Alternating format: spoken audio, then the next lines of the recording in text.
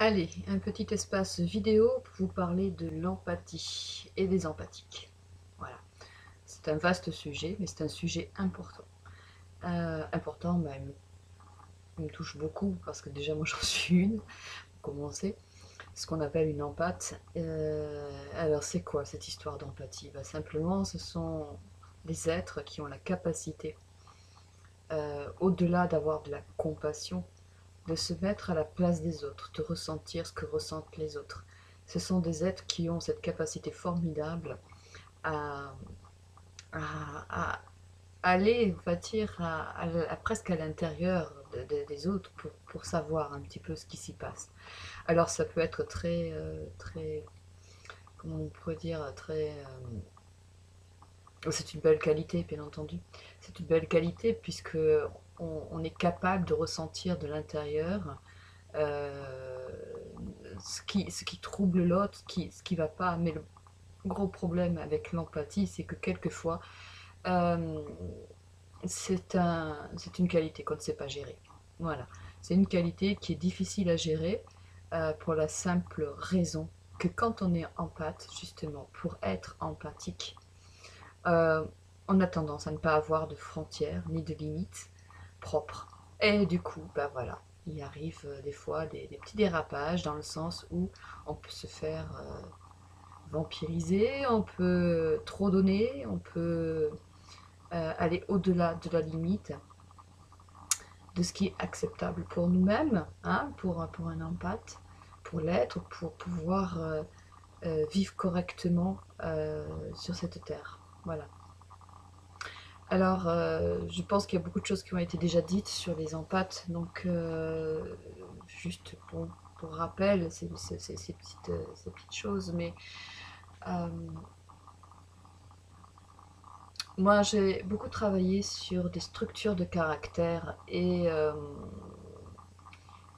j'associe souvent l'empathie, enfin j'ai vu d'ailleurs souvent s'associer l'empathie avec la structure schizo. Alors, cette structure schizo ou schizoïde, moi je l'avais rebaptisée celle de l'absent. L'absent, pourquoi? Parce que c'est la structure par excellence où dès qu'on a un problème, un stress, on va y répondre par la fuite. Par le sauf qui peut, je m'en vais, je ne suis plus là. Voilà. Donc, en fait, cette structure schizo, c'est aussi une structure où on va pouvoir voir et qu'il n'y a pas de limite dans la structure, c'est-à-dire il n'y a pas de frontière entre soi et l'extérieur.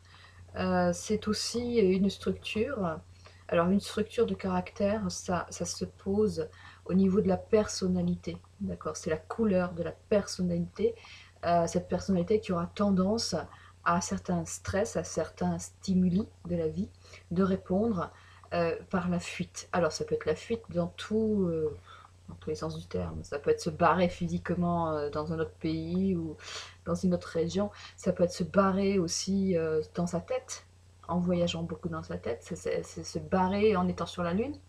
C'est se barrer en étant en dehors de son corps. Voilà, c'est tout ça.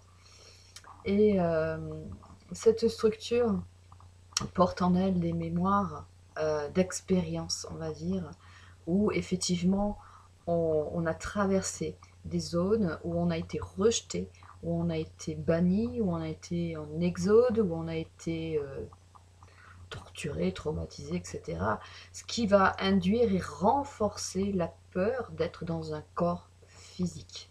Et de ce fait, cette peur génère cette absence de frontières en fait, cette absence de contours autour de l'enveloppe en fait du véhicule, parce que tout simplement on garde un pied dans le ciel plutôt que d'avoir les deux pieds dans les mêmes chaussures en fait, hein, voilà, d'être enraciné en bas. C'est un système de survie, on va dire ça comme ça. Mais en même temps, au-delà de ce qui a été imprégné dans la cellule vie après vie, au niveau de l'humanité, donc au niveau de l'humain, il y a quand même, au niveau de l'être, au niveau de l'âme, quelque chose qui va être plus de l'ordre euh, d'être dans le nous en fait, d'être dans l'unité, d'être dans cette conception pardon, de la fraternité, hein, dans cette conception que toi, moi et les autres, c'est la même chose. Voilà, au niveau de l'être, c'est ça qui est profondément inscrit. Et cette inscription fait aussi que l'on a du mal à, à devenir un je, J-E, pour vraiment équilibrer cette notion d'unité, mais tout en vivant dans euh, un monde de dualité, un monde où effectivement les choses sont divisées, séparées, etc.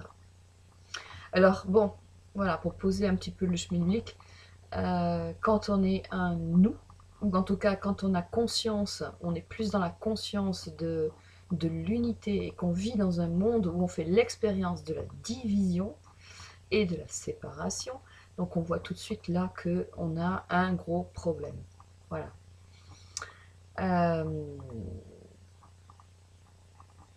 Ce gros problème qui va par la suite forcément générer des vies et des vies, où on va structurer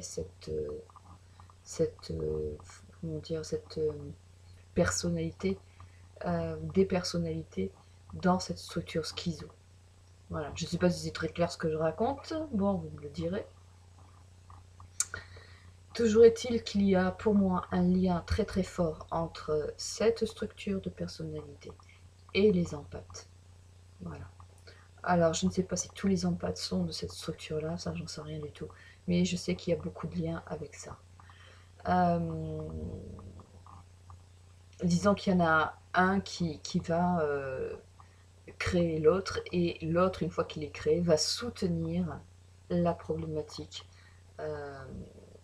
du mais moi je veux être dans l'unité, je veux être un nous et je veux pas être dans un corps physique, ou je veux pas être j'arrive pas à être plutôt une individualité.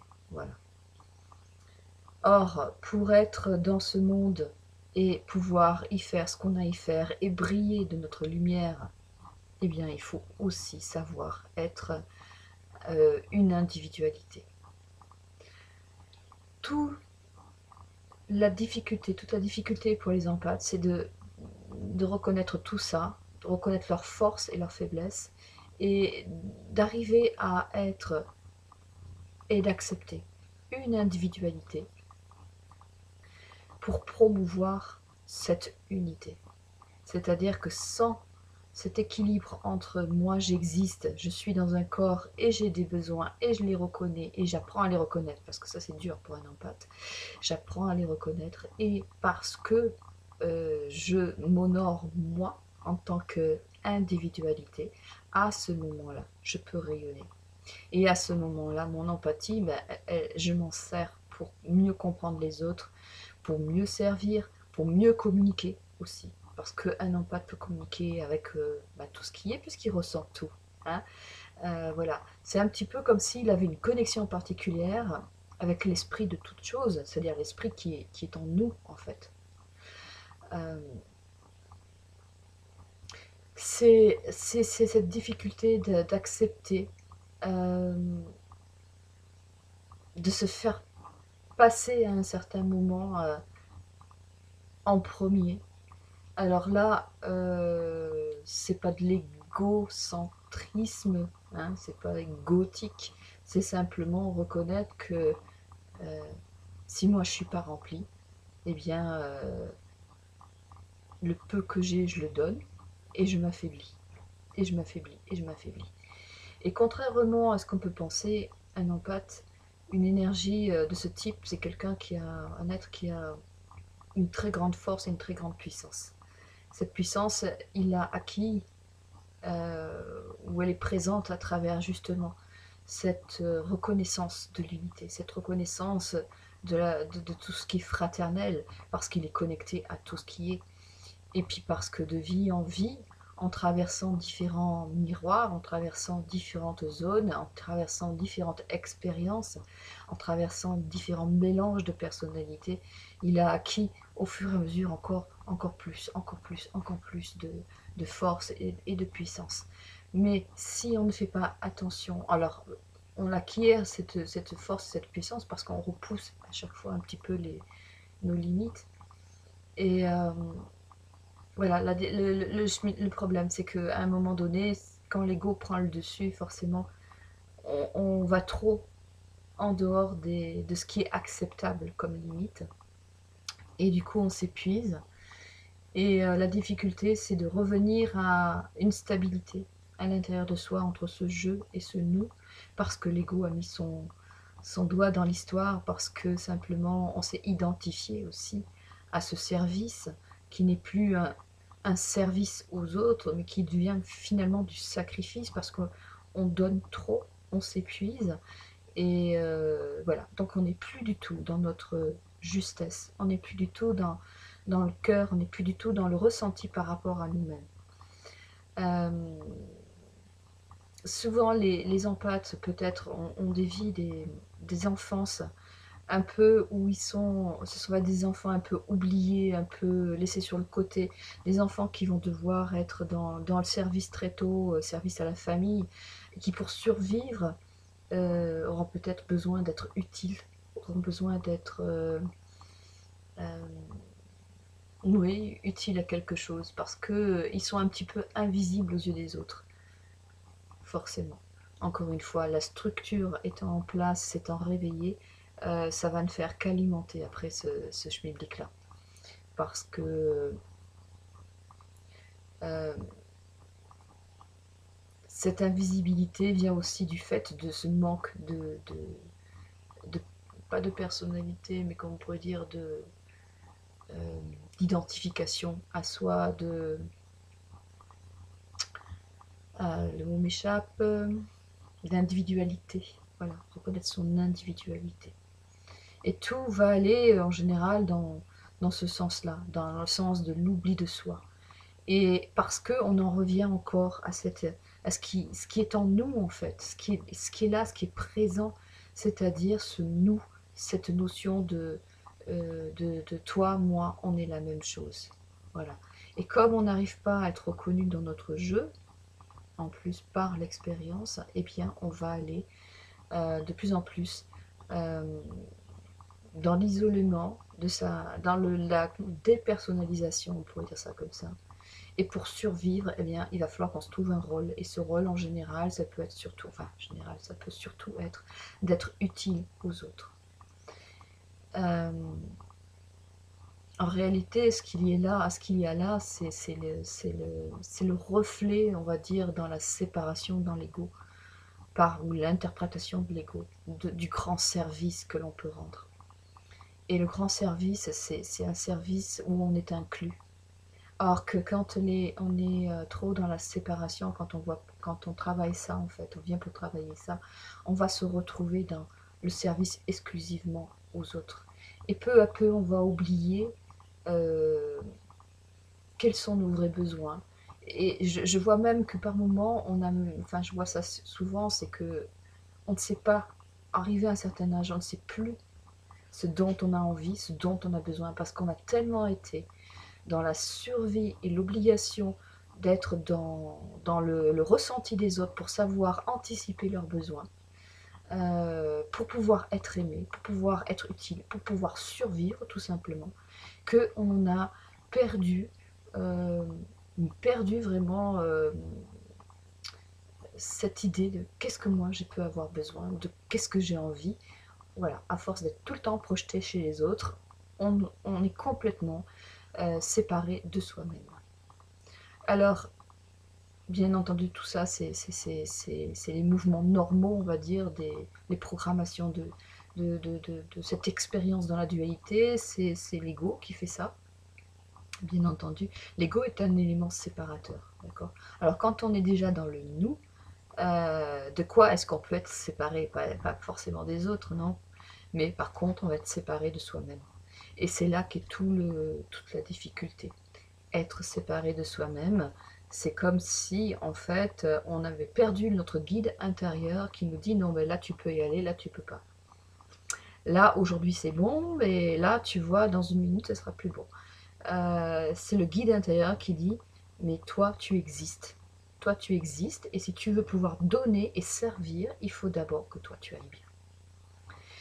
Et souvent, redemander à des gens qui sont empathiques, vraiment empathiques, des vrais empathiques, euh, de quoi ils ont envie, de quoi ils ont besoin maintenant. Il va y avoir un blanc, un vrai blanc, parce que, sauf s'ils ont fait déjà un travail avec, voilà, de réunification entre cette unité que je suis, cette individualité et nous, hein, la notion de l'unité. Voilà, quand les deux se rassemblent. Mais en dehors de ça, en général, on a de grosses difficultés à savoir où on veut aller, ce qu'on veut faire, pour soi, bien entendu. Pour les autres, on sait toujours.